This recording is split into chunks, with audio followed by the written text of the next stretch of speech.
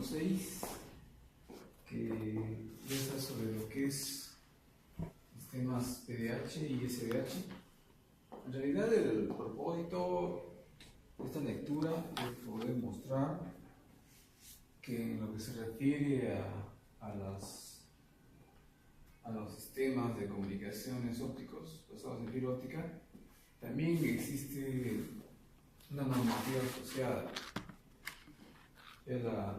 A nivel mundial existe un organismo como es la Unión Internacional de las Telecomunicaciones, que en cierta medida regula varios aspectos, dentro de ellos los aspectos técnicos a los cuales se rigen las empresas operadoras y también las administraciones como es el Ministerio de Transportes y Comunicaciones, que adoptan la normativa.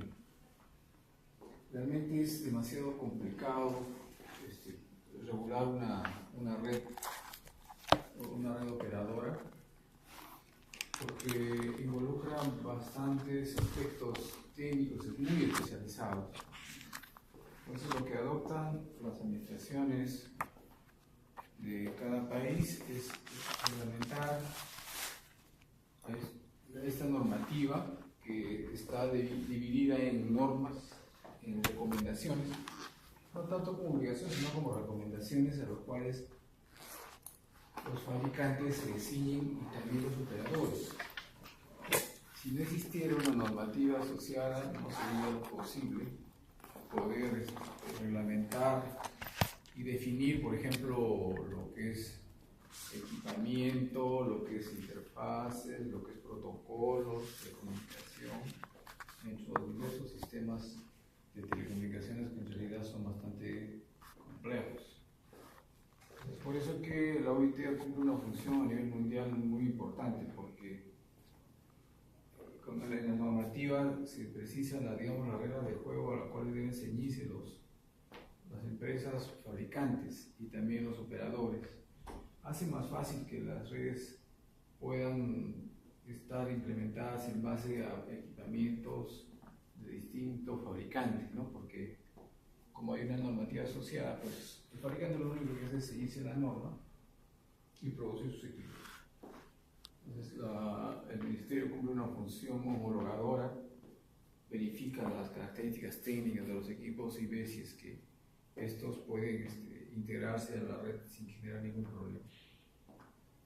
Entonces, en este capítulo vamos a ver lo referente a cómo es que los sistemas de telecomunicaciones se maneja la información, ¿cierto?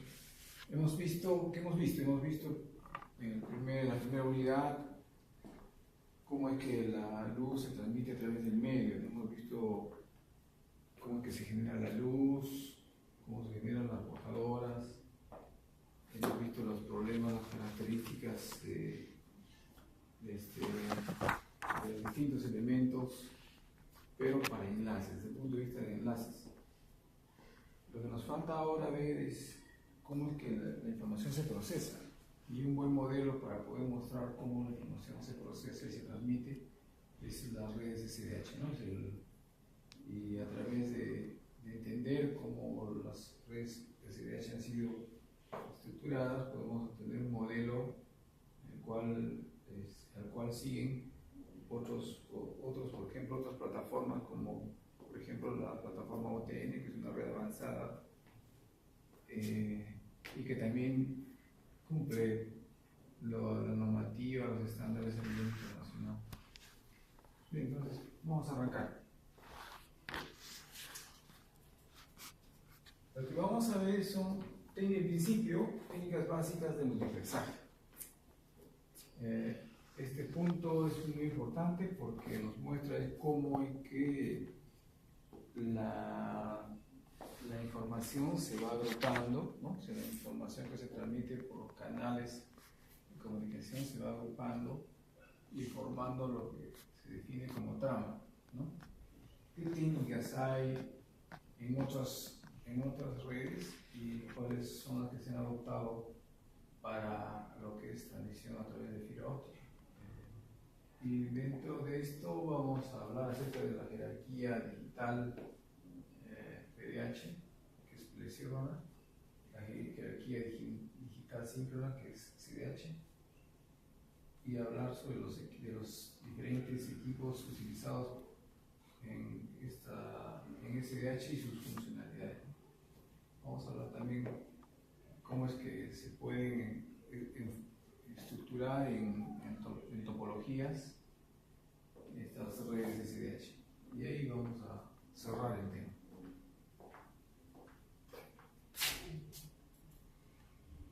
Vamos a irlo adecuadamente lento como para que se pueda entender claramente. En sistemas de comunicaciones inalámbricos, como por ejemplo el de telefonía móvil, hay varias técnicas de multiplexaje. El multiplexaje tiene el propósito de ofrecer, el sistema ofrece los canales de comunicación con los cuales un usuario, un abonado puede acceder, ¿no? Es como más o menos si ingresamos a un banco, nosotros vemos una serie de ventanillas, ¿no? Podemos escoger una ventanilla donde recibamos atención. El sistema lo que hace es ofrecer una serie de canales, posibilidades para poder trasladar la información que viene de un usuario, de un abonado.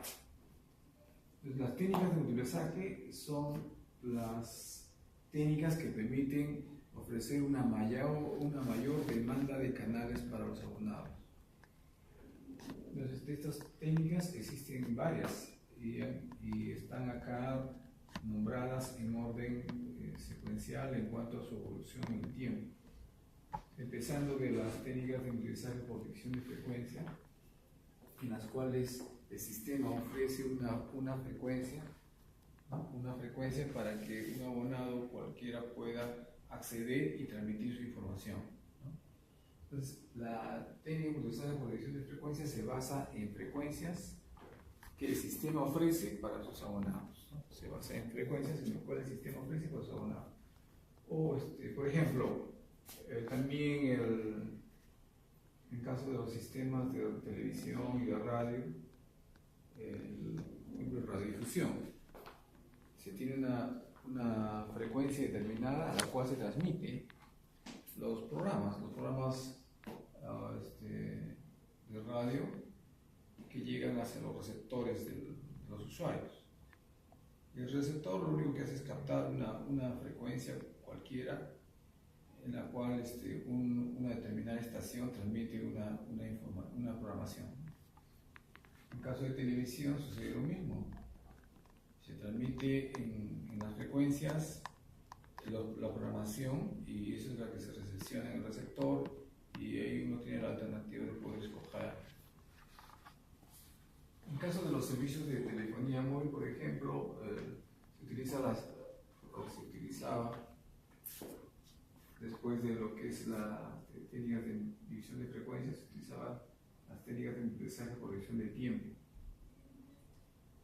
En telefonía móvil, el primer sistema que salió para ofrecer este servicio también se basaba en las técnicas de multiplexaje por división de frecuencia.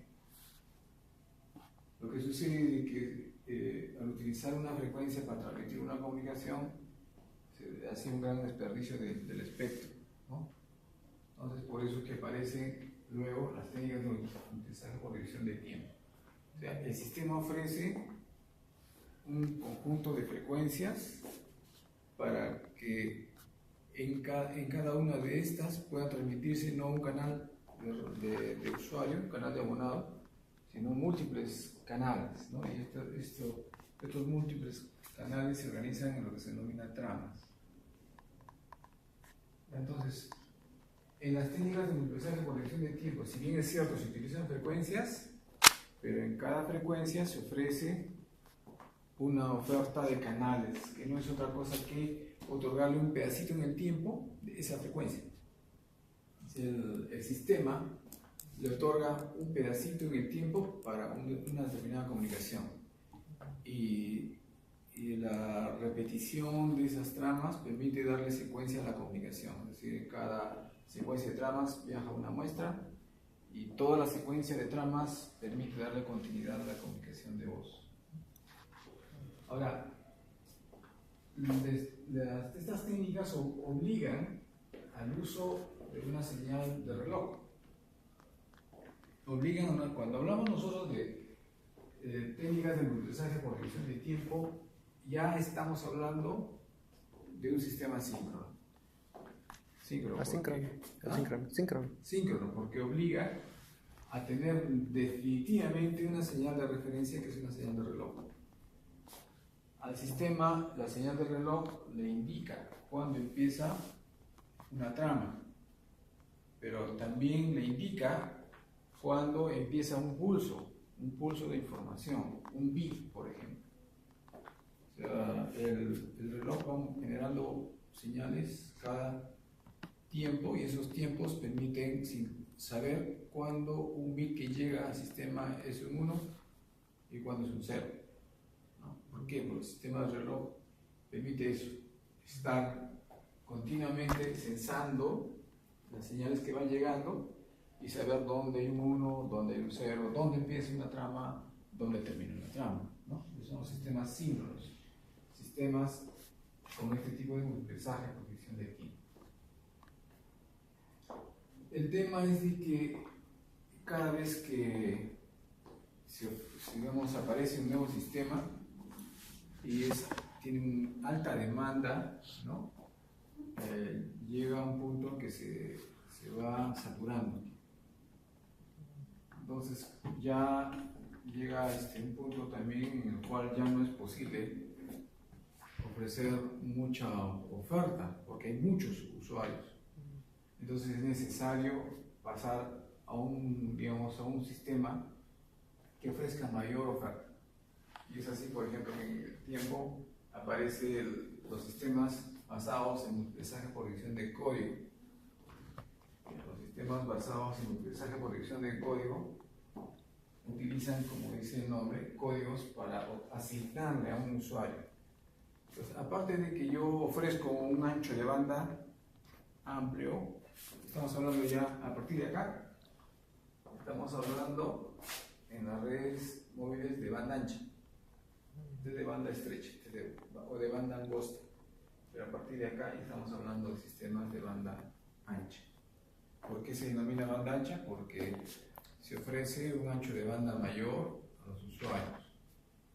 O sea, acá tenemos un ancho de banda que se ofrece igual a todos los usuarios, ¿no? Un ancho de banda fijo, por decir 10 megas o 20 megas, ¿no? De ancho de banda para los usuarios.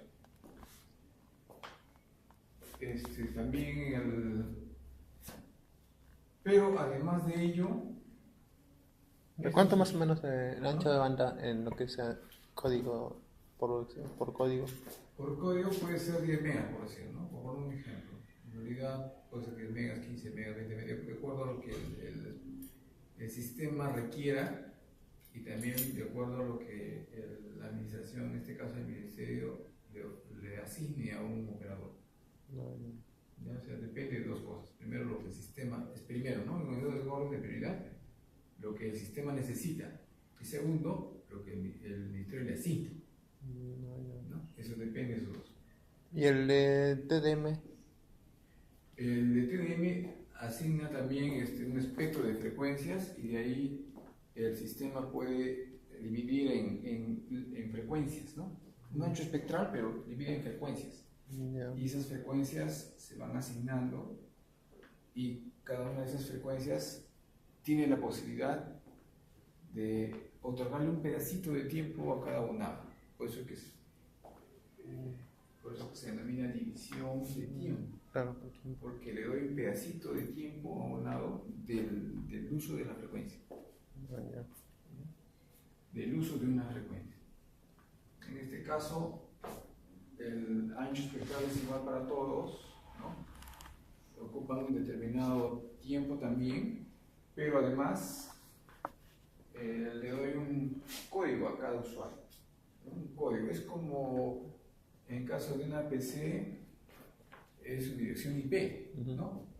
Por ejemplo, el sistema en este caso puede enviar Bits. en broadcast muchas direcciones IP y solo responde uno. Claro. En este caso también solo un determinado usuario responde a un código, por código. Y finalmente tenemos ya en una evolución en el tiempo las técnicas de multiplexaje por división de frecuencia ortogonal. Esta técnica de multiplexaje se basa en la asignación de portadoras y subportadoras. Se basa en la asignación de portadoras y subportadoras para poder ampliar la eficiencia de uso del espectro. O sea, acá están involucrados dos técnicas: la de multiplexaje por división de tiempo y la de multiplexaje por división de frecuencia. Y además, en el uso de subportadoras, o sea, que permiten aprovechar aún más el espectro. ¿Ya? El uso de subportadoras hace que el uso del espectro sea más eficiente.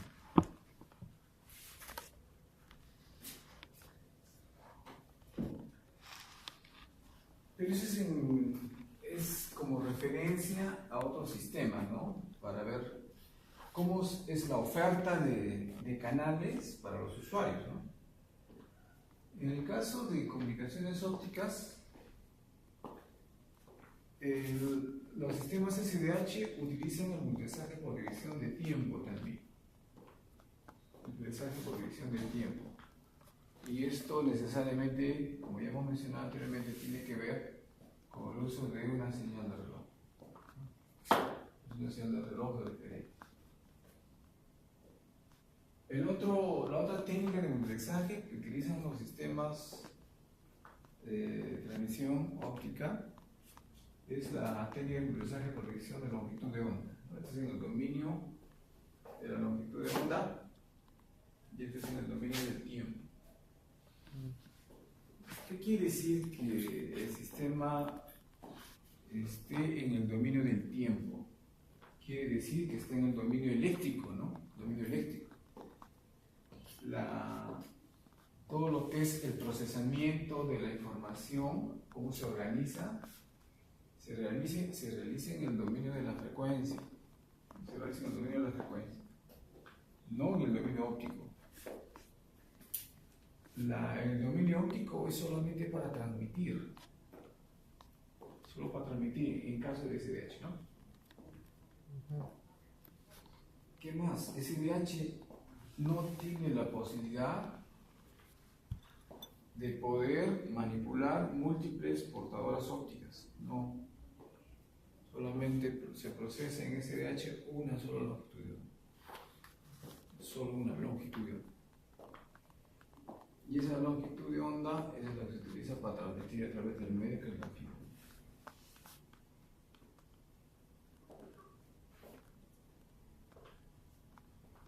Entonces, ¿cómo lo hacen las redes? Las redes es como una serie de tributarios, ¿no? Tributarios, si hacemos el paralelo con un sistema fluvial, ¿no? Como los ríos tributarios que van concentrándose hacia el principal, hacia el río principal. En este caso, los sistemas SDH procesan o transmiten una longitud de onda y estas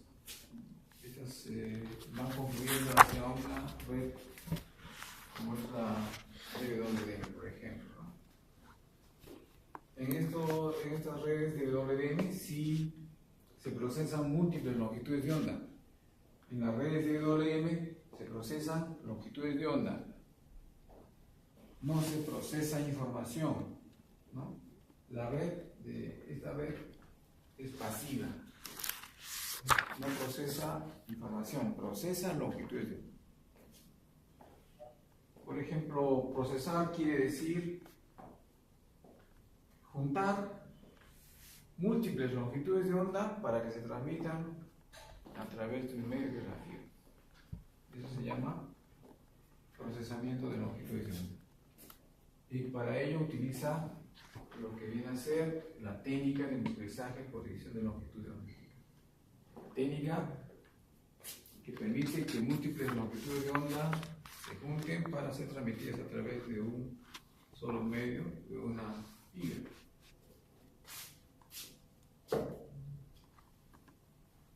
Bien, vamos entonces, ya hemos hablado de las técnicas de multiplexaje que se utilizan en SDH y en la familia WD. ¿Cuál es la técnica de multiplexaje que se utiliza en SDH? El SDH. ¿Qué técnica de multiplexaje utiliza SDH? El multiplexaje de...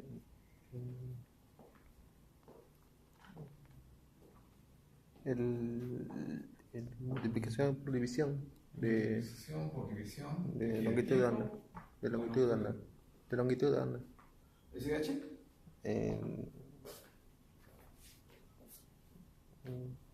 SDH solo se procesa en longitud de onda. No. WDM utiliza la técnica de multiplexaje por división de longitud de onda. WDM.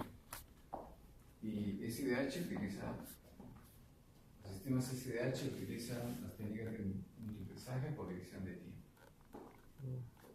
Hemos dicho que cuando se procesa en el dominio del tiempo, estamos hablando de sistemas en el dominio eléctrico, ¿no?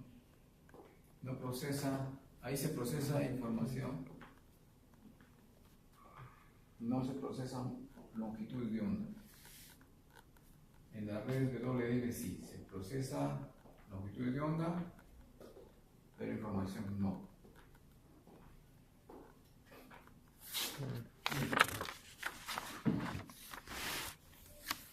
En el dominio del tiempo, ¿qué es lo que se hace? Se convierte por ejemplo, la señal de voz, ¿no? La señal de voz, que es una señal sonora, en una señal digital, ¿no? Para ello, ¿qué proceso se sigue? Se sigue el proceso de muestreo, ya has estudiado eso, ¿no? Muestreo, codificación y multiplexación, ¿no? Entonces se realiza en el dominio de la frecuencia, en el dominio del tiempo. Y a cada usuario se le asigna un canal, ¿no? A cada usuario se le asigna un canal. Un canal que no es otra cosa que un pequeño espacio de tiempo, que está compuesto por 8 bits, ¿no? Un canal está compuesto por 8 bits, ¿no? Y esos 8 bits llevan una muestra de la comunicación. La comunicación de voz, ¿no? Por ejemplo, la comunicación de voz, cuyo espectro va desde 30 Hz hasta 4 kHz, ¿no? O sea, nuestra voz está en ese espectro de 30 Hz a 4 kHz, y que para poder ser reproducida de manera fiel en el otro extremo, en el punto de recepción, es decir, recuperarse y que sea inteligible la comunicación, necesita de una velocidad de muestreo que sea por lo menos el doble de la frecuencia mayor, ¿no? Que sea 8 kHz. ¿Qué quiere decir que se muestre el doble de velocidad? Quiere decir que cada cierto tiempo, o sea, cada por lo menos 125 microsegundos, yo debo tener una nueva muestra de la señal que estoy transmitiendo, cada 125. ¿Y 125 qué cosa es? Es la inversa de 8 kHz, ¿no? Es la inversa de 8 kHz. Por eso es que sale 125 microsegundos. ¿Sí? Ya, entonces está claro de que para poder transmitir una comunicación se requiere del uso de un canal. En ese canal se van a utilizar 8 bits de información, ¿no? Que corresponden a las muestras de una comunicación de voz esa comunicación, esa señal de voz tiene un espectro que va desde 30 Hz a 4 kHz, y para poder recuperar esta señal en el otro extremo se requiere muestrearla a una velocidad, ¿no?, de 8000 muestras por segundo. Pues 8 kHz, 8000 muestras por segundo. O sea, cada 125 microsegundos va a aparecer una nueva muestra dentro de lo que se denomina una trama. La velocidad básica, en esas condiciones, la velocidad básica es de 64 kilobits por segundo. 64 kilobits, ese es el volumen de información que es necesario transmitir para poder recuperar una señal de voz. Y como la muestra está dividida en canales de 8 bits por cada canal y la frecuencia de muestreo es 8000 muestras por segundo, pues tenemos que esto arroja un volumen de 64 kilobits por segundo. Entonces, ¿qué es lo que vamos a tener? Tenemos lo siguiente. Por ejemplo, el canal podemos poner como ejemplo, ¿no?, un canal 1, un canal 2, un canal 3, un canal N, ¿no?, de N usuarios, N usuarios. En cada canal se transmitirá una muestra de una comunicación, y después de 125 microsegundos otra vez se repite, pero ya es una segunda muestra, una tercera muestra, una cuarta muestra, y en el tiempo es como si estuviera comunicándose permanentemente sin que sufriera cortes, por el tiempo tan breve entre muestra y muestra. Este es de otro usuario, es igual, este es de otro usuario. El sistema agrupa en el tiempo a una cantidad de n usuarios por tramos, n usuarios. Y esos n usuarios hacen uso de una frecuencia. O sea, esa frecuencia sirve para transmitir las comunicaciones de n usuarios. Si yo quiero transmitir otro grupo de comunicaciones de m usuarios, necesito otra frecuencia. ¿Ya? El sistema necesita tantas frecuencias para poder transmitir el volumen o su capacidad del sistema. Por ejemplo, si yo tengo por cada grupo 30, por ejemplo, 30 canales, ¿no?, son 30 usuarios, esos 30 usuarios hacen uso de una frecuencia. Quiero para 60, necesito 2 frecuencias. Quiero para 90, requiero 3 frecuencias, ¿no? Entonces, por eso que el ministerio asigna, ok, tu espectro es de tal frecuencia a tal frecuencia, y tú ya dispones de la cantidad de portadoras que necesites, pues, ¿no? Y si quieres más espectro, pues entonces dímelo, yo te voy a asignar otro rango, ¿no? Y así los operadores asignan un rango. Y como podrás entender, estas comunicaciones son de banda angosta, ¿no? Banda angosta porque están diseñadas para transmitir señales de voz, no de imagen, sino señales de voz. ¿Ya? Entonces acá podemos ver en la parte inferior cómo es que se van agrupando las tramas, ¿no? Las tramas, N canales de voz. Esto conforma una trama, aparece otra vez una siguiente trama, y en el tiempo ya tiene continuidad, ¿no? En el tiempo ya tiene continuidad. ¿Sí? Se requiere de un MUX, ¿no?, un elemento multiplexor que vaya secuencialmente muestreando cada uno de los canales. Por eso que te mencionaba que para poder tener un control de la información es necesario una señal de reloj. La señal de reloj que va enviando pulsos, y contra eso va censando que eso es lo que hay en la línea, y determinando este es un 1, este es un 0, este es un 1, este es un 0. Pero este 1 y este 0 y este 1, esos son de este canal, pertenecen a tal canal. Y acá empieza, ¿no?, acá empieza un grupo de canales, y acá termina, y acá se inicia otro grupo de canales, y es por eso que es muy importante tener una señal de reloj, una señal que le dé sincronismo al sistema. como ves acá, ¿no? Ahí solamente vemos un grupo de, aparte de ver los canales, vemos los bits que van viajando, o los unos y ceros que van viajando dentro de cada canal, ¿no? Ahí vemos las posiciones, ¿no? Donde entra un 1 o entra un 0, ¿no? 1 o un 0, dependiendo del valor de la muestra, ¿no? El valor de la muestra que permite fijar un nivel del nivel de la señal eléctrica que corresponde a una comunicación de voz. Bien, entonces los sistemas PDH se basan en justamente este tipo de agrupación, ¿no? Los sistemas PDH se basan en este tipo de agrupación. Si el sistema PDH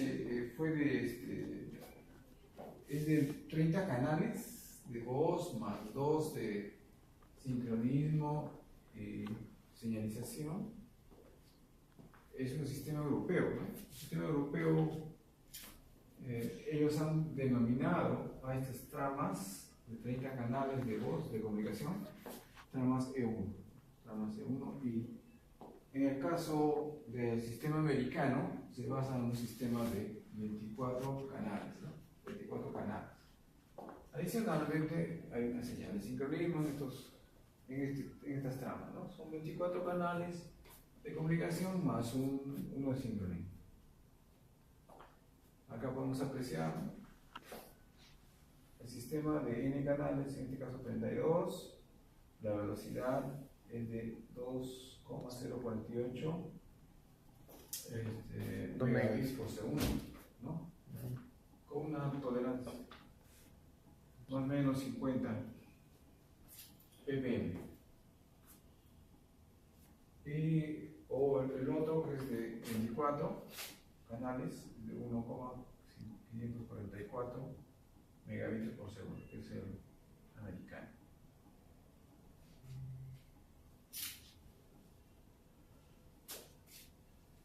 La velocidad está definido por esta fórmula. Entonces, una portadora digital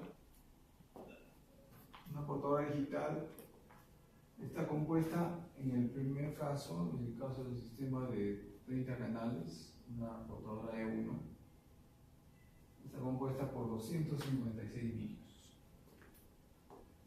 de los cuales el canal 0 se utiliza para el sincronismo de trama. Es decir, el sistema va a reconocer en punto de recepción el primer canal como de inicio de trama, ¿no?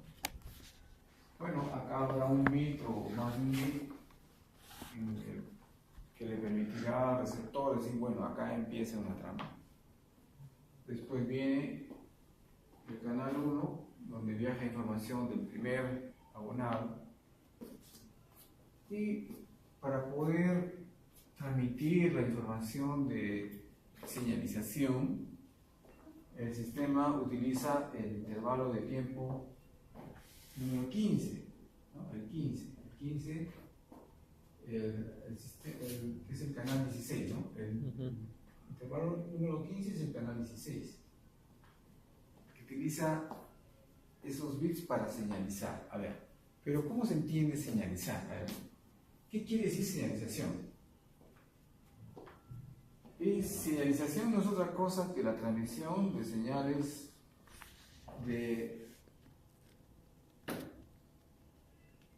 señal de inicio de una comunicación o término. Eso se denomina señal de línea. Señal de línea quiere decir inicio de una comunicación, fin de una comunicación. Esa es la señal de línea. Y una vez que ya se transmite la señal de línea, pues lo que se hace es transmitir la señal de registro, que no es otra cosa que la información de, por ejemplo, del número del abonado de destino. Entonces, en el canal 16 se utiliza para señalización, sí, para transmitir señales de línea y señales de registro. como he dicho, que la señal de línea es inicio de la comunicación, término de la comunicación. Pero también hay señales de registro, que es número del abonado de destino. Entonces, en el intervalo de tiempo número 15 o canal 16,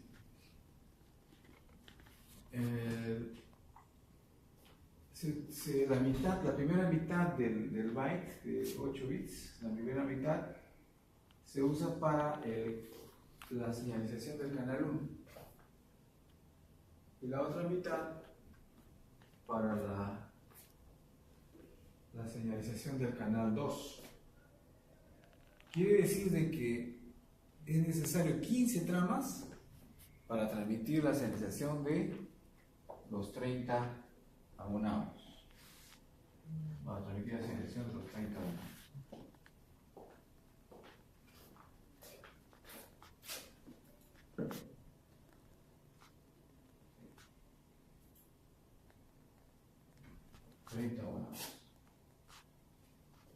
¿Está claro, no? Y acá viaja información de abonado, acá viaja la información de inicio de trama o sincronismo, y en el canal 16 viaja la información para señalización. ¿Qué es lo que no se tiene en estas tramas? Lo que no se tiene en estas tramas es información para la gestión de la red, es decir, ¿qué pasa si se avería la comunicación? ¿No?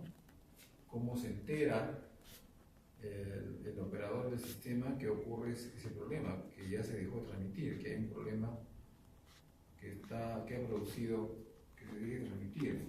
O sea, lo que sucede es de que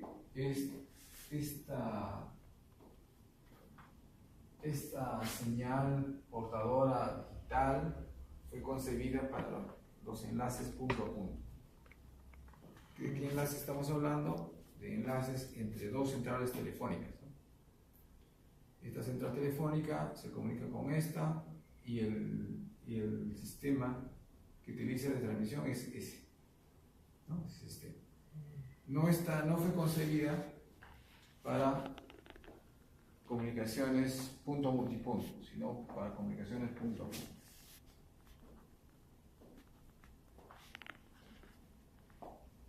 Es por eso que los sistemas PDH no son sistemas que tienen una normativa globalizada. Las empresas de telefonía que al principio utilizaban estos sistemas PDH en Estados Unidos, por ejemplo, eran empresas que tenían una arquitectura cerrada, ¿no? O sea, era para manejar sus sistemas de manera cerrada. Entonces, no es una normativa, no cuenta con una normativa globalizada. A diferencia de SDH que aparece después y cuyo concepto es de arquitectura abierta, ¿no? Para sistemas de arquitectura abierta, en los cuales no está ligado o amarrado a un fabricante, no está ligado o amarrado a un operador determinado, sino el concepto es para poder para poder instalar un determinado equipo o sistema en cualquier red del mundo, ¿no? Entonces, no está concebido para comunicaciones punto a multipunto, fue concebido para comunicaciones punto a punto. Ahora vamos a hablar un poco de las características de los sistemas PDH. Sistemas PDH.